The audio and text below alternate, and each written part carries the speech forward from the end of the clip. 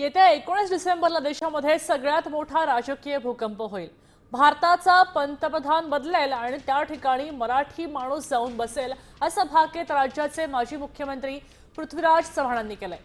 तर पंतप्रधान होणारी व्यक्ती मराठी माणूसच आहे आणि ती भाजपचीच असू शकते असाही दावा त्यांनी केलाय।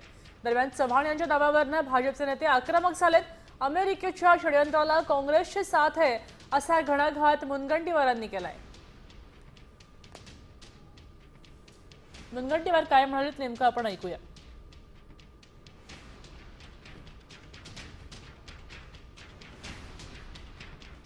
आपण पाहतोय की मराठी माणूस पीएम होणार अशा प्रकारचं भाकीत केलं गेलं आणि त्यानंतर आता भाजपचे नेते संतापलेले आहेत।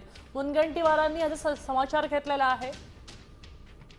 ते म्हटले की कदाचित महिनाभरात मराठी माणूस भारताचा पंतप्रधान होईल।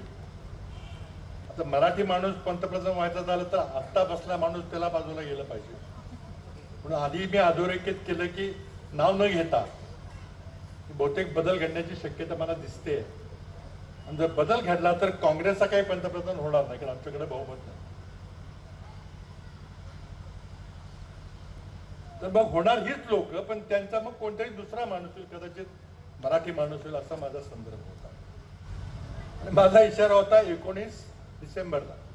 माननीय मोदीजी ज्या गतीने निर्णय करतात, $5 ट्रिलियन संकल्प, त्या दिशेने प्रवास, तर अमेरिका चिंता लागली आहे की उद्या आमचं काय होईल।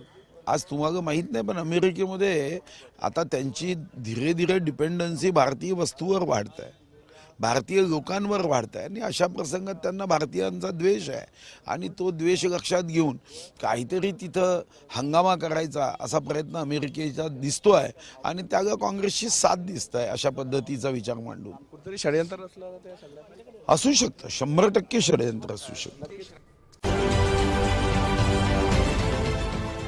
देश विदेशातील प्रत्येक घडामोडींचे लाईव्ह अपडेट मिळवण्यासाठी आता साम टीव्हीच्या सर्व सोशल मीडिया प्लॅटफॉर्मला लाईक, फॉलो आणि सबस्क्राईब करा।